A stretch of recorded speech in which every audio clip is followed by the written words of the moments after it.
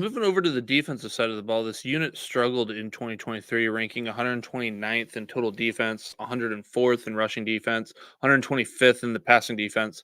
Both the new head coach, we also have a new defensive coordinator, and Ernest Hill, who was most recently at UAB where he coached the Nickels. What can you tell us about Coach Hill and the type of defense scheme he plans to use there at UL Monroe?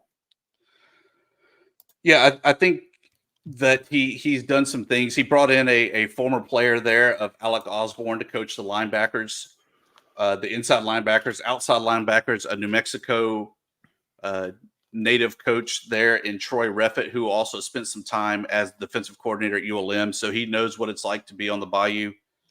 I think that we're going to see probably a 3-man front with 4 linebackers, maybe even a kind of 4 hybridish, whatever you want to consider that. Not a true 3-3-5 like Troy Reffett's known for, but more like a 4-man, 3.5-man type of defensive front.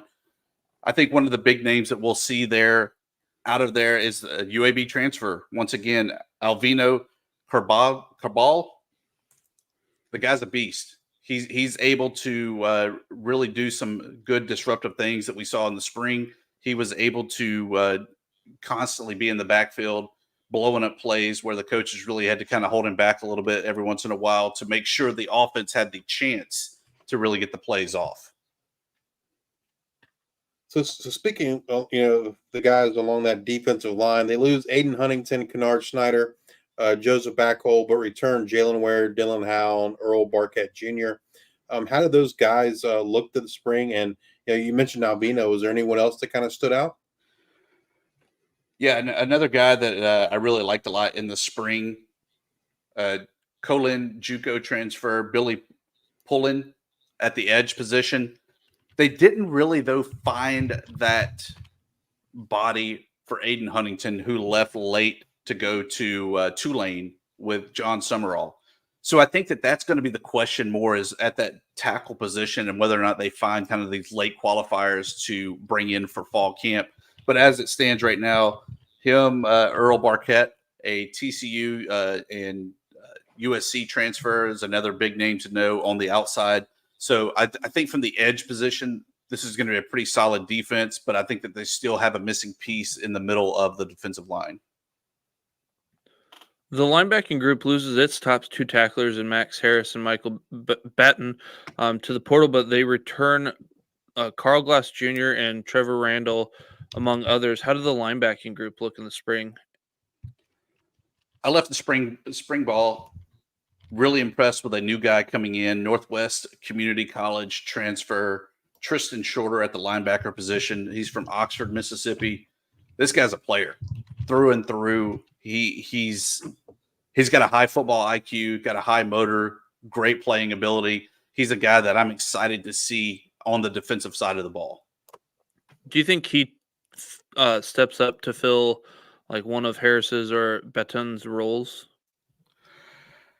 I think he's maybe a fill-in guy to fill in for those roles, but I think that it's more of the, even if they were still on the roster, I think he would even be a replacement.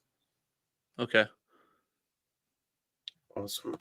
So the defensive backfield returns Carlin Viggers, David Gotzi Jr., Jaron Esther, and Andre Mack, among others. They did lose A.J. Watts, Simeon Hines, Lou Tillery, Antoine Watts, and Andrew Vollmer to the portal. How did the defensive backfield shape up in the spring? It was really hard to see what the defensive back, the secondary, was going to look like because, like I said, there just wasn't really much passing going on. They looked good in kind of the man press and even the zone coverages that they were in the right areas, but not really being able to go through the drill, so to say, and see what that was like live kind of leaves a little question mark. Carlin Viggers, obviously a great guy that was a big standout for last year. Carl Fintroy, another UAB transfer again with Vincent bringing in his own guys so much. But we saw what he was able to do there. He was able to put up some big numbers. He's a big playmaker. He's another guy that really will get you excited for that secondary. You mentioned Carl Fontroy. They also bring in Delta State transfer Whiteette Williams Jr. Do you think either one of those will have a significant role here coming in 2024? I think Fontroy is probably the bigger player, having the D1 experience already.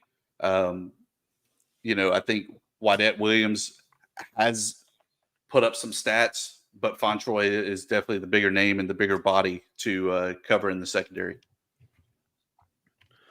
So I know there's still a lot of questions, kind of like we had on the offense, but if you had to pick a defensive player to have that breakout type season in 2024, who would that be? Yeah, I mean, like I said, I left spring ball really excited about Tristan Shorter. I think that's a guy that you're going to hear about a lot. I think that he's got to be a guy that's on the radar for all conference honors if he lives up to the hype, lives up to the potential that we saw in spring ball.